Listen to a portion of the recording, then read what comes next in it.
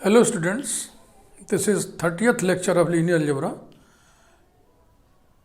including basis and dimensions, 6th lecture. Today we see very important theorem, existence theorem.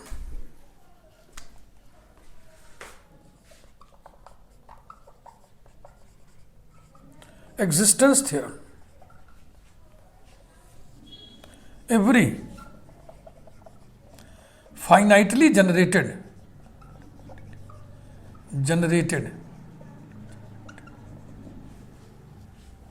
linear space has a finite basis, has a finite basis. In other words, दूसरे शब्दों में इसी statement को हम यूं भी लिख सकते हैं. In other words, if S is a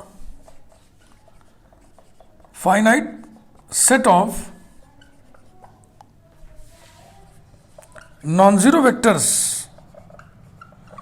of a linear space VF such that V is generated by S, V equal to L of S. Then there exists a subset of S, comma लगाइए. Then there exists a finite subset of S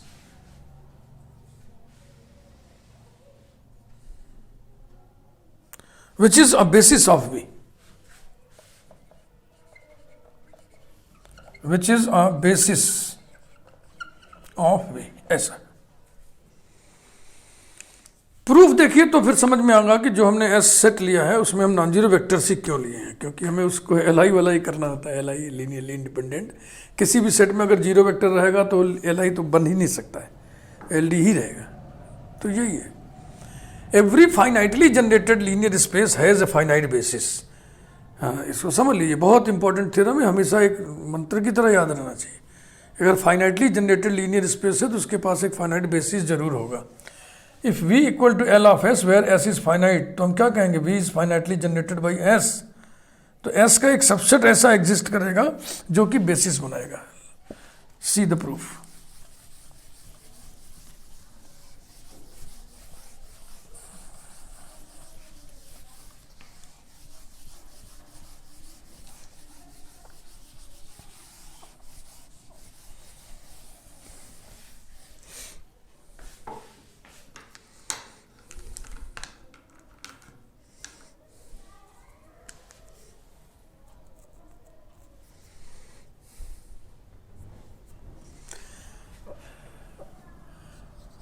Let V be a finitely generated linear space. Finitely generated हो, finite पूरा लिखिए, finitely generated linear space such that V is generated by S, V is spanned by S, माने V equal to L of S, where the generator S has n vectors, non-zero vectors, S equal to curly bracket alpha 1 comma alpha 2 comma so on comma alpha n, alpha I not equal to theta. और सब के सब where ऐसे लिख दिया जाए, where s equal to this this this is a subset या is a set of non zero vectors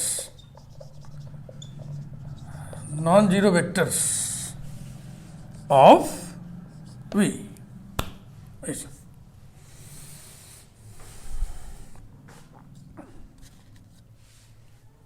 अब देखिए कार्यक्रम कैसे शुरू होता है. V equal to L of s ही है. अगर एस एल आई हो जाए तो एस बेसिस नहीं हो जाएगा by the definition of basis. तो ये पहला स्टेप हुआ। When S is linearly independent then it will become a basis. It will become a basis. Basis exist कर गया। If S is not Li, then S will be LD. If S is linearly dependent, then अब वो theorem याद करिए, मैंने कहा था ये थ्योरम आगे फर्दर थ्योरी डेवलपमेंट के लिए बहुत इंपॉर्टेंट, बहुत यूजफुल है। क्या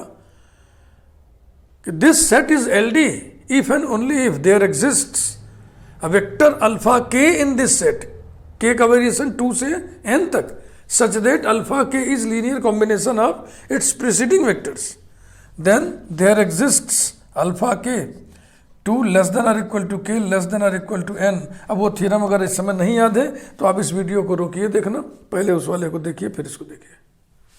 then there exists alpha k 2 less than or equal to k less than or equal to n such that alpha k is linear combination of its preceding vectors, its preceding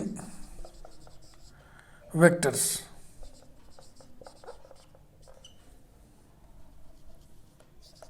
preceding vectors कौन है इसके preceding vectors? Alpha 1 comma alpha 2 comma so on comma alpha K. सारी बातें दिमाग में रखिए आप। अब हमारे पास क्या सिचुएशन है?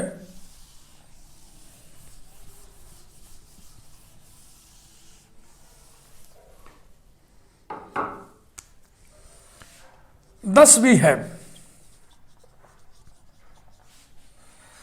V equal to L of S and alpha k is linear combination of alpha 1 comma alpha 2 comma so on comma alpha K. यही दो बातें हमारे पास है। This implies that V equal to L of S माने each vector of V is linear combination of vectors of S। Each vector of V is linear combination of alpha 1 comma alpha 2 comma so on comma alpha K minus 1 comma alpha K plus 1 comma so on comma alpha n। S के ही elements को हमने ऐसे लिख दिया, alpha के को भी इसमें प्रोड्यूस करके दिखा दिया कि कहां पे लोकेटेड है। तो ये रहा एंड, ये एंड वाला अल्फा के is linear combination of alpha 1 comma alpha 2 comma so on comma alpha K minus 1। ये दो रिजल्ट्स हैं हमारे पास। इन दोनों रिजल्ट्स को हम मिक्स करेंगे।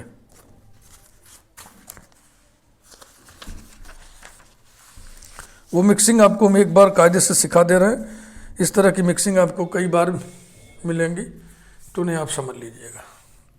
ईच वेक्टर ऑफ V, मान लो अल्फा V है, अल्फा कोई आर्बिट्रेरी एलिमेंट ऑफ V है।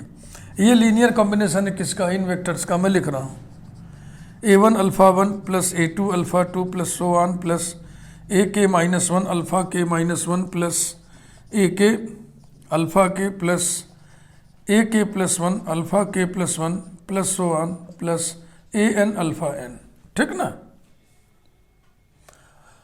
और alpha K is linear combination of these vectors, यानी B1 alpha 1 plus B2 alpha 2 plus so on plus BK minus 1 alpha K minus 1। इस alpha K की value आप इसमें रख दीजिए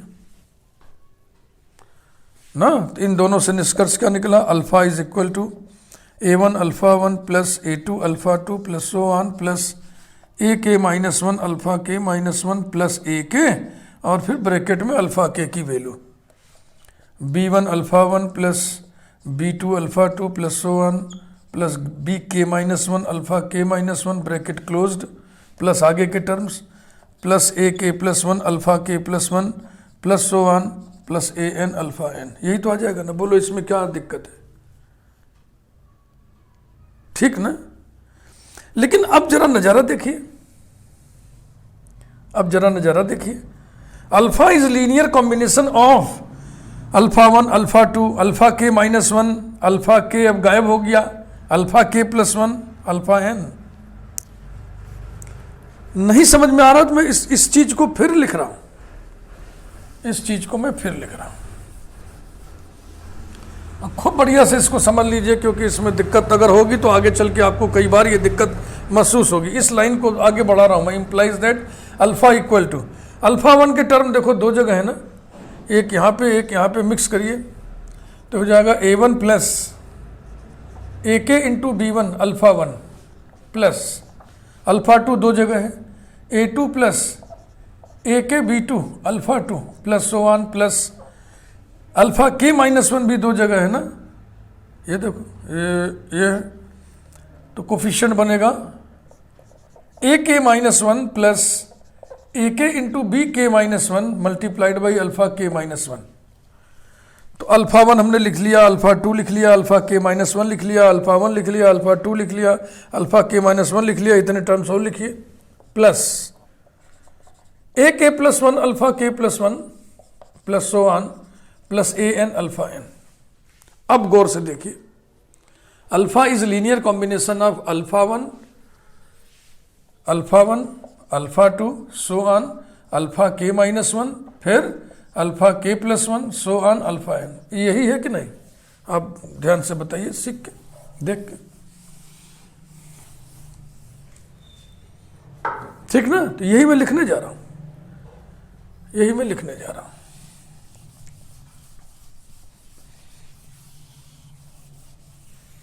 तो जहां तक हम लिखे थे उसके आगे या मैं फिर से लिख दे रहा हूं, 10 वी हैव, वही जो था पीछे, 10 we have each vector of v is linear combination of vectors of s because s generates v, s spans v, यानी alpha 1 alpha 2 so on alpha n न लिख के अल्फा के भी इसी में डालते चलो, अल्फा के -1 अल्फा के +1 सो ऑन अल्फा n, और फिर एक रिजल्ट और था, and alpha K is linear combination of alpha 1 comma alpha 2 comma so on comma alpha के -1। these two results implies that each vector of v is linear combination of alpha 1 comma alpha 2 comma so on comma alpha के -1 comma alpha के +1 comma so on comma alpha n। ये यहां पर एक gap आ गया ना।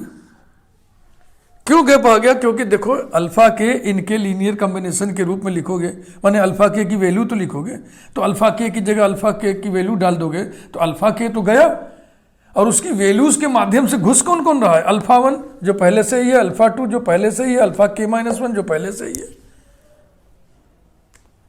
Since each vector of v is linear combination of these vectors, therefore the set of these vectors spans v, generates v। This implies that v equal to L of S1, where S1 equal to curly bracket कौन कौन है इसमें? Alpha 1 comma alpha 2 comma so on comma alpha के -1 comma alpha के +1 comma so on comma alpha n। इस step पर हम आ गए, और निश्चित रूप से जो S है, S1 है, ये S का सबसेट है कि नहीं?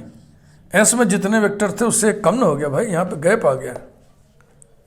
तो S का एक हमें सबसेट मिल गया जो V को जनरेट कर रहा है। अगर ये S1 Li हुआ तो बेसिस बन जाएगा ना, और अगर ये LD हुआ तो फिर हम कहानी को आगे बढ़ाएंगे। देखिए कैसे, हर स्टेप में यही होगा, हर स्टेप में आपको S का एक सबसेट मिलेगा जो V को जनरेट करने वाला होगा। अगर वो Li हो गया तो उसी स्टेप पर, उसी स्टेज पर हमको बेसिस मिल जाएगा, और अगर नहीं हुआ तो ये प्रोसेस कंटिन्यू हम करते जाएंगे करते जाएंगे करते जाएंगे करते जाएंगे। हर स्टेप पे एक वेक्टर कम ही तो हो रहा है, होते होते होते होते क्या होगा, हमें सिंगलेटन सेट मिल जाएगा ना। हमें अकेला एक वेक्टर वाला सिंगलेटन सेट मिल जाएगा, जो कि singleton set of non zero vector होने के नाते एलआई होगा ही। और हर स्टेप में हमें स्पानिंग सेट ही तो मिल रहा है, तो लास्ट में जाके हमको एक ऐसा स्पानिंग सेट मिलेगा जो बाई नेचर डेफिनेटली एलआई होगा, और इस प्रकार से हमें एक बेसिस मिल जाएगा, बेसिस एग्जिस्ट हो जाएगा, एग्जिस्ट कर जाएगा।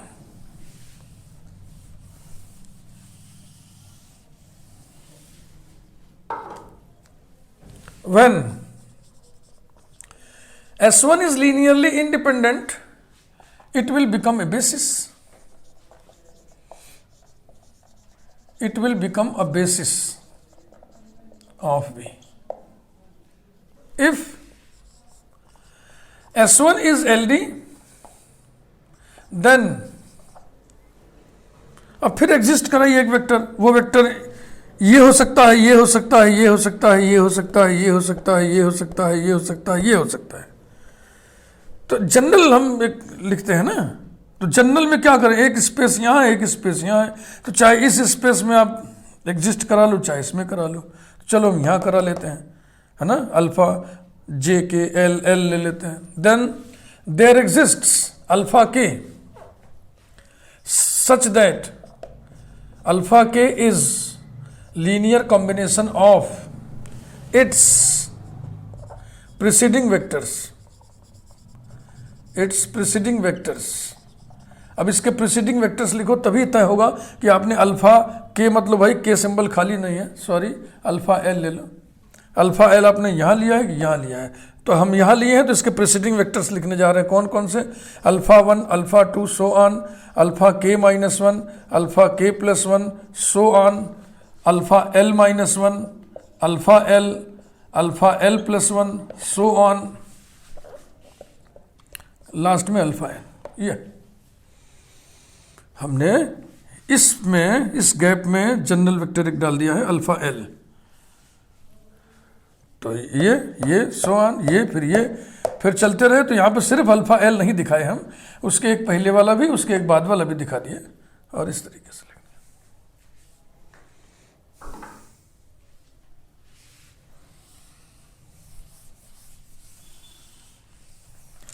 10 भी है, 10 भी है, जितनी बार लिखेंगे उतने स्टेप का काम समझो। ये सेकंड स्टेप पे क्या होने जा रहा है, V equal to L of S1 and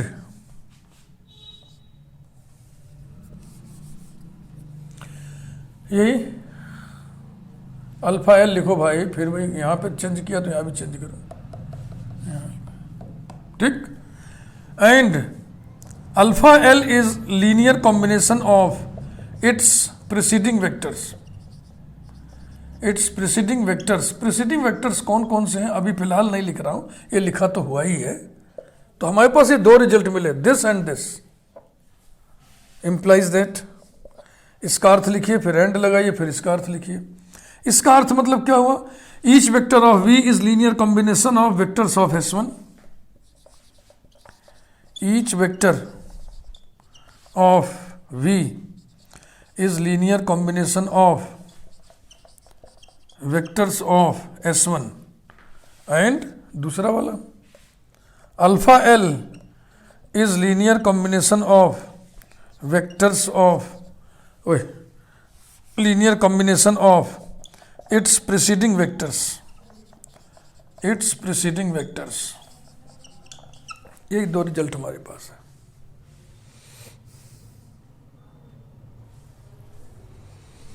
इसे और विस्तारित करिए और क्लियर करिए।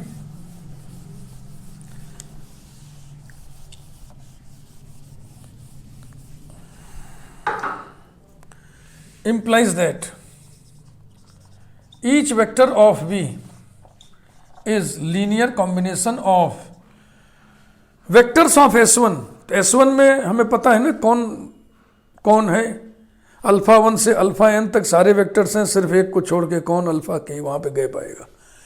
तो मैं लिख रहा हूं alpha 1, alpha 2, so on, alpha के -1, फिर अल्फा के +1, कामा, सो ऑन,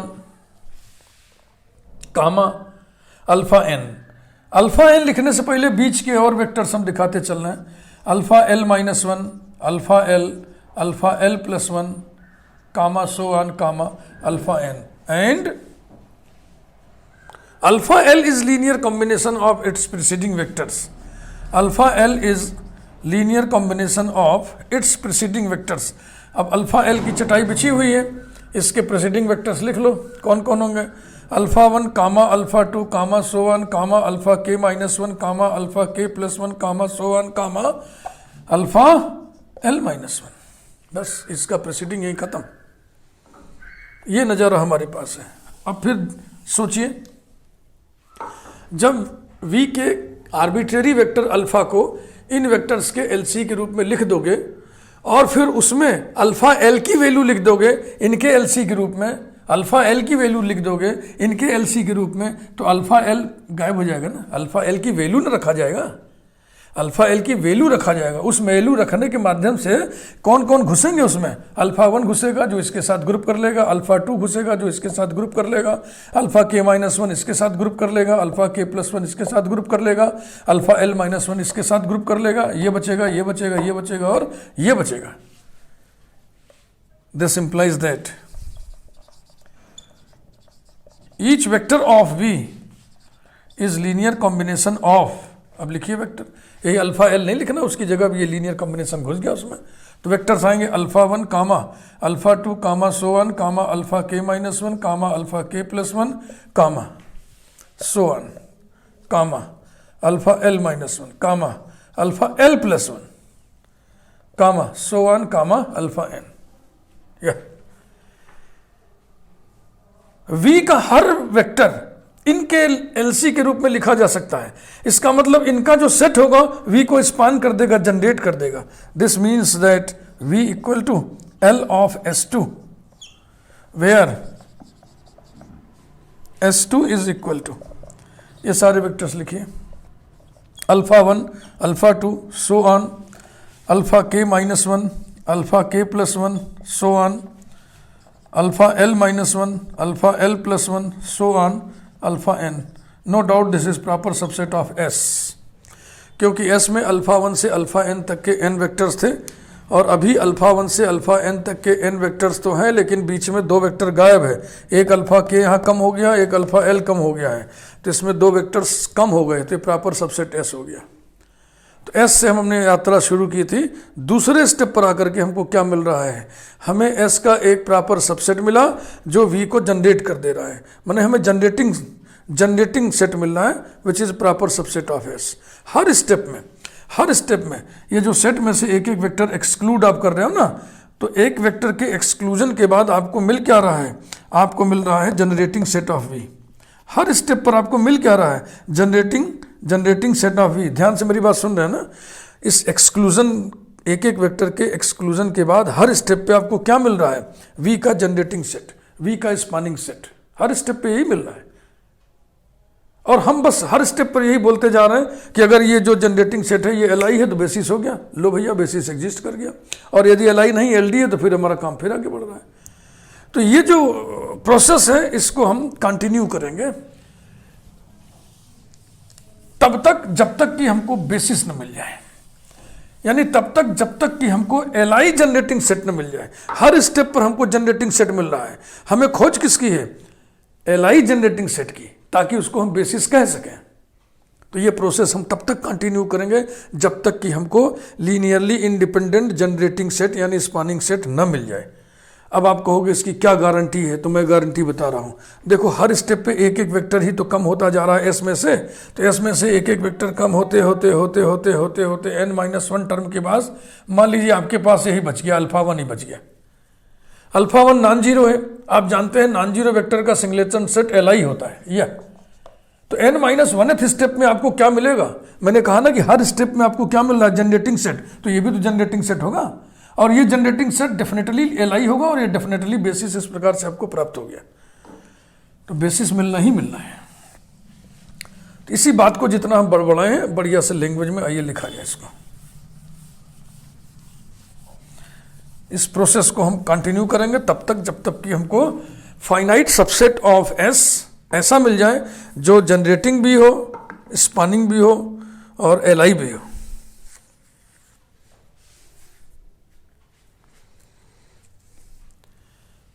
तो इतना लिखने के बाद फिर लिखे व्हेन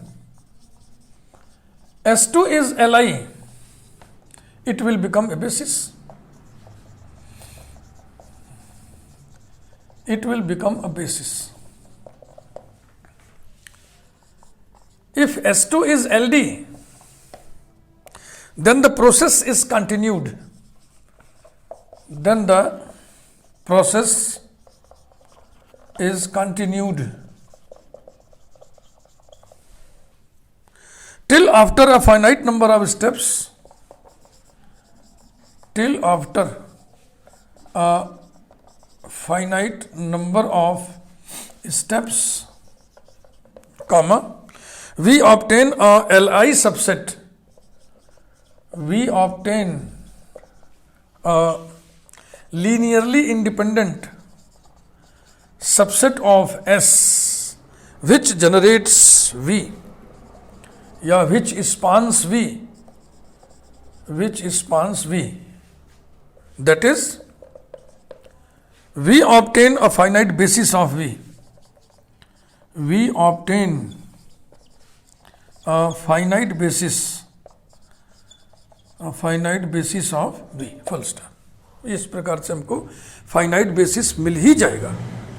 तो अब हम कह सकते हैं कि यदि V finitely generated linear space है तो उसके पास एक फाइनाइट बेसिस जरूर होगा, और फाइनाइट बेसिस होने का मतलब फाइनाइट डायमेंशनल हो गया। तो निष्कर्ष क्या निकला कि यदि V finitely generated linear space है तो फाइनाइट डायमेंशनल लीनियर स्पेस भी होगा। अब उल्टा सोच लें, अगर V finite dimensional vector space है, इसका मतलब उसके बेसिस के पास फाइनाइट नंबर ऑफ एलिमेंट्स होंगे और बेसिस V को जनरेट करता है, तो जनरेटर फाइनाइट हो गया, तो फाइनाइटली जनरेटेड हो जाएगा लीनियर स्पेस। तो कितनी अच्छी तस्वीर आपके सामने आई कि finitely generated linear space is finite dimensional linear space and vice versa. अंतिम विकल्प पर आइए कुछ इस पे प्रकाश डाल दिया जाए। अंतिम विकल्प पे इतना आपने लिख लिया होगा, मैं समझ रहा हूं, मैं इसको मिटा के ही लिखूंगा कि ज्यादा से ज्यादा वो जो एक एक वेक्टर एक एक स्टेप पर एक्सक्लूड हो रहा था, तो ज्यादा से ज्यादा क्या होगा, वही जो है ना, हम singleton set of non zero vector प्राप्त हो जाएगा और वो निश्चित रूप से Li होगा। इट मे हैपन दैट, ऐसा हो सकता है कि, it may happen that in the above process,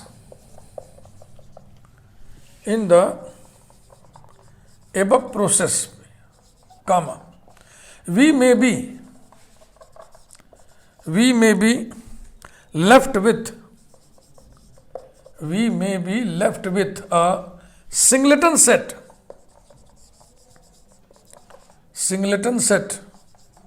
of non-zero vector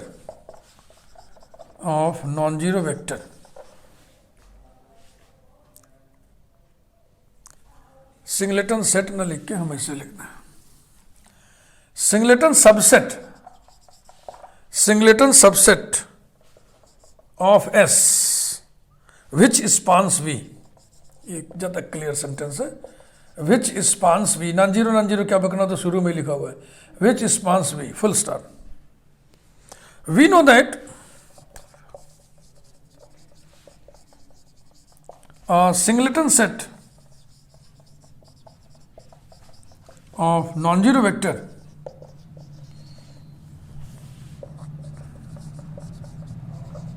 is necessarily linearly independent, full stop। Thus we get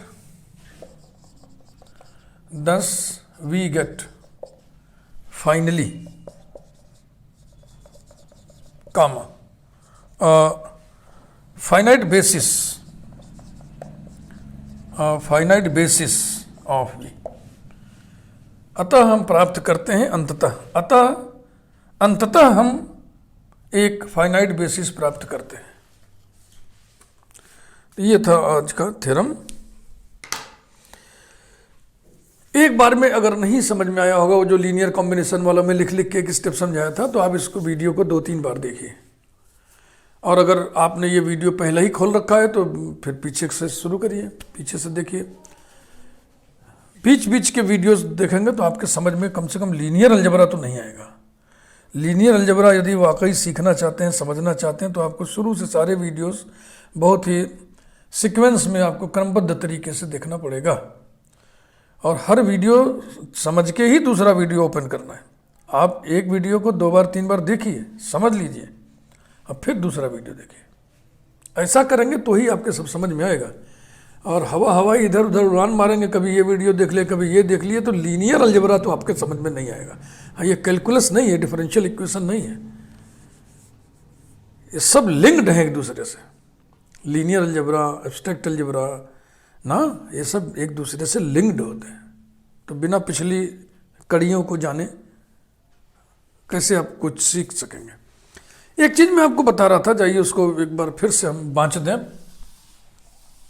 bye bye बोलने से पहले।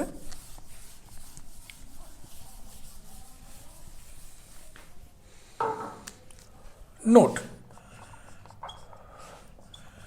V is finitely generated linear space implies that there exists a finite basis, अभी यही पढ़े आप, finite basis of V, and this implies that V is finite dimensional linear space।